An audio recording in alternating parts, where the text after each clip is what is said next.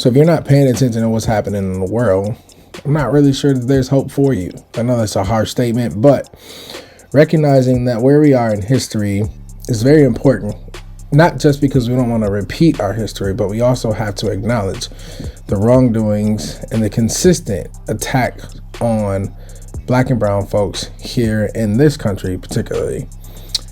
Over 100 years ago today, there was the attack on the Black Wall Street in Tulsa, Oklahoma, where families, businesses, thriving organizations and systems of Black wealth were bombed, were assassinated, were annihilated, all because white folks did not want to see that happen.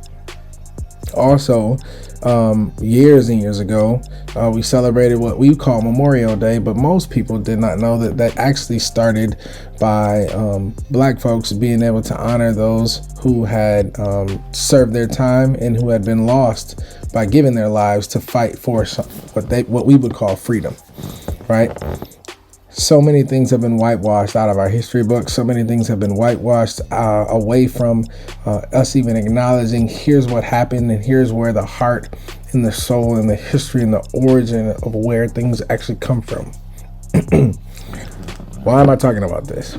Not just because you need to know, not because I just want to mention some sound bites and then have you go back and do the research, because I also do, but I want you to take control.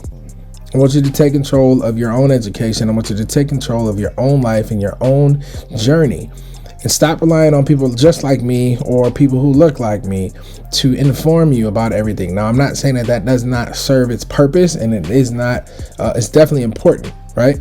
But if you're only waiting on me, if you stop watching the news, but you only wait on Black and brown journalists or folks to educate you, and you don't go do your own research and ask the questions why, you're not taking control, you're just being programmed.